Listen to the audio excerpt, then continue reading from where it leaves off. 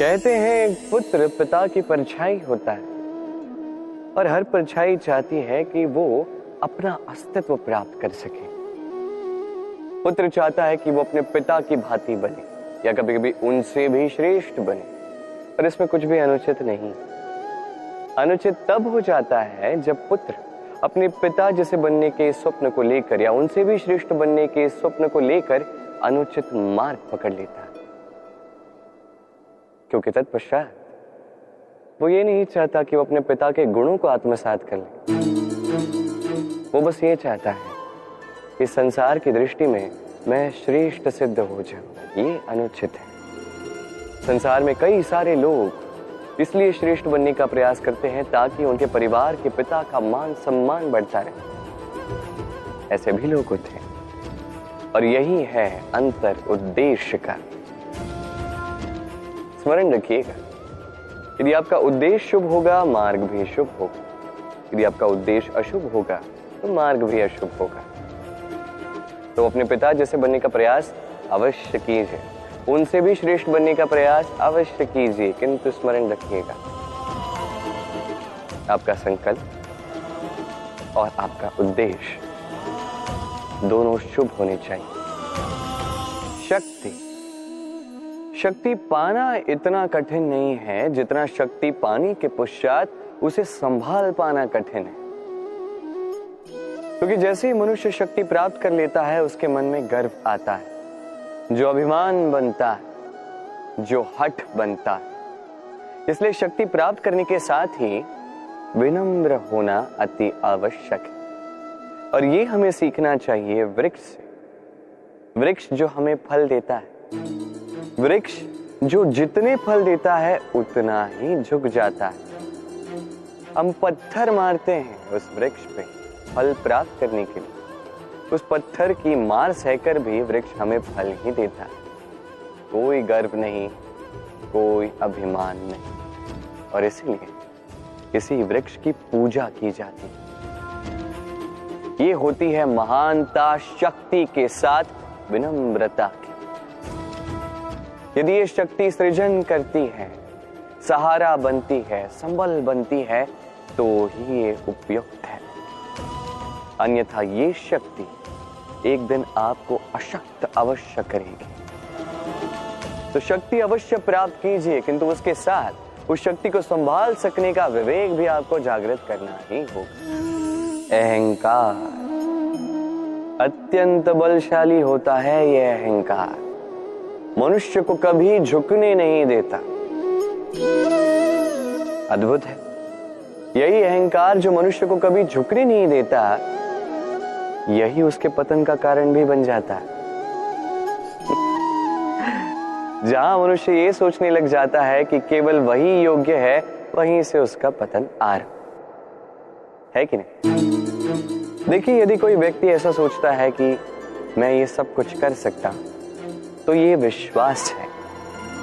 किंतु यदि वो ये सोचता है कि केवल मैं ही ये सब कुछ कर सकता हूं, तो ये अभिमान है, अहंकार है, और ये आपको नाश की ओर अवश्य ले जाएगा। स्मरण रखिए, जब मैं और केवल ये दोनों एक हो जाते हैं, वहां से आपका पतन आरंभ हो ही जाता है। तो आप कभी भी इस अहंकार के चक्रव्यूह में मत फंसिएगा।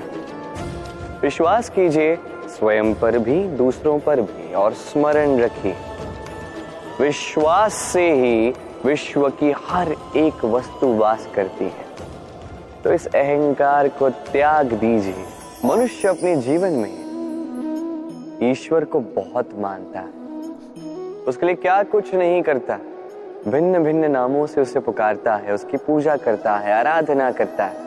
वो जानता है कि ईश्वर उसे शक्ति अवश्य देंगे, उसके सहायक वो अवश्य होंगे। किंतु जब बात की जाए गुरु और ईश्वर की, तो गुरु का मान भी कभी कम नहीं होना चाहिए। क्योंकि सत्य कहूं तो गुरु ही वो सीढ़ी है जिस पे चढ़कर आप ईश्वर तक पहुंचने का मार्ग ढूंढ सकते हैं। वो मार्ग आपको गुरु से ही मिलेगा। गुरु नहीं तो आप ईश्वर को कभी पा नहीं सके। और जीवन में कई बार लक्ष्य से कहीं अधिक महत्वपूर्ण मार्ग होता है। तो इस मार्ग का सम्मान करना सीखिए, अर्थात गुरु का सम्मान करना सीखिए। क्योंकि गुरु ही परमेश्वर होते हैं। आपके जीवन में आपका सच्चा मित्र कौन है? आपका सबसे श्रेष्ठ मित्र कौन है? वो जो समय आने पर आपकी सहायता करता है, या वो जो समय आने पर आपको धन देता है? देखिए, हम मनुष्य हैं, हमारे जीवन में लेन देन चलता ही रहता है, ये हमारे जीवन का भिन्न भाग है। किंतु कई बार ऐसा होता है कि हम उसे ही अपना सच्चा मित्र मान लेते हैं जो हमें एक बहुमूल्य भेंट देता है कि नहीं? अब आपके जीवन में वो बहुमूल्य भेंट क्या है? वो अमूल्य मित्र कौन है? ये निर्णय आप ही का है। किंतु यदि आप मुझसे पूछें तो मेरे अनुसार स्वर्ण, हीरे, मोती, धन ये बहुमूल्य नहीं। बहुमूल्य है साथ जब आप अकेले हो, समय जब आपको उसकी आवश्यकता, समर्पण जब आपको विश्वास की आवश्यकता। जो व्यक्ति आपके प्रति ये 3 गुण रखता है, जो आपके कठिन समय में आपका साथ अवश्य देता है, जब आपको आवश्यकता हो आपको समय अवश्य देता है, आपके लिए वो पूर्णतः समर्पित है, तो वही आपका प्रबल मित्र है, वही आपका सच्चा मित्र है। क्योंकि सत्य कहूं तो मित्रता का अर्थ ही है अपने आप को पूर्ण रूप से अर्पित कर देना। तो आपके इस मित्र के लिए अपने प्राण न्योछावर कर दीजिए। मनुष्य जीवन में 3 काम अवश्य करता है, कुछ देता है, कुछ लेता है, तो कुछ त्याग देता है। ये भी सोचता है कि ये करे तो कैसे करे। देने के लिए इतना धन नहीं है, लेने के लिए संसार में इतना स्नेह नहीं है, और त्यागने के लिए जीवन में इतना सुख ही नहीं है, ये कैसे करे। होता कुछ ऐसा है कि हम भौतिक संसाधनों में इतने व्यस्त हो जाते हैं कि हम समझ ही नहीं पाते कि क्या देना है, क्या लेना है और क्या त्यागना है। तो आज मैं आपको बता देता हूं। स्मरण रखिए ये 3 महत्वपूर्ण गुण, ये 3 महत्वपूर्ण भाव। देने के लिए दान, लेने के लिए ज्ञान और त्यागने के लिए अभिमान। जब आप दान देना सीख जाएंगे, ज्ञान अर्जित करने की शक्ति अपने आप में आ जाएगी, और जब ये ज्ञान आप में प्रवेश कर जाएगा, अभिमान अपने आप ही आपसे दूर चला जाए। जो व्यक्ति इन तीनों में संतुलन बनाए रखता है, उसका वर्तमान, भूतकाल, भविष्यकाल, लोक, परलोक सब कुछ सुधर जाता है। जिस दिन आप दान देना सीख जाओगे, ज्ञान लेना सीख जाओगे, अभिमान त्यागना सीख जाओगे, आपको सर्वशक्तिशाली, सर्वशक्तिमान ईश्वर की भी आवश्यकता नहीं होगी, क्योंकि तब ईश्वर आप ही में वास करेंगे। जीवन में कई बार समस्याएं हमें चारों ओर से घेर लेती हैं।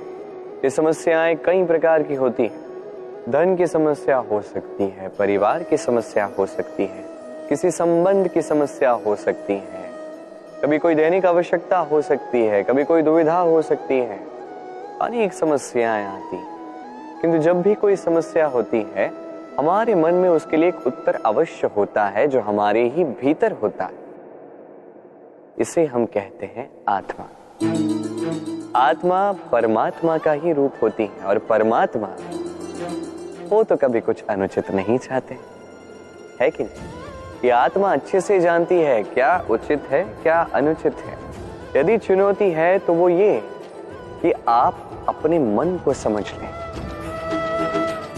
क्योंकि आत्मा तो परमात्मा से ही आती है, किंतु ये मन मनुष्य जन्म से प्राप्त करता है, और इसका विकास होता है इस संसार को देख के। जिस दिन आपका ये मन और आपकी आत्मा दोनों एक हो जाएंगे, आत्मसात हो जाएंगे, उस दिन आपके जीवन में ना कोई समस्या होगी, ना कोई कठिनाई, ना ही कोई संकट, क्योंकि आपके पास हर समस्या, हर कठिनाई, हर संकट का हल होगा, वो भी आप ही के भीतर। तो आइए और मेरे साथ प्रेम से कहिए राधे राधे।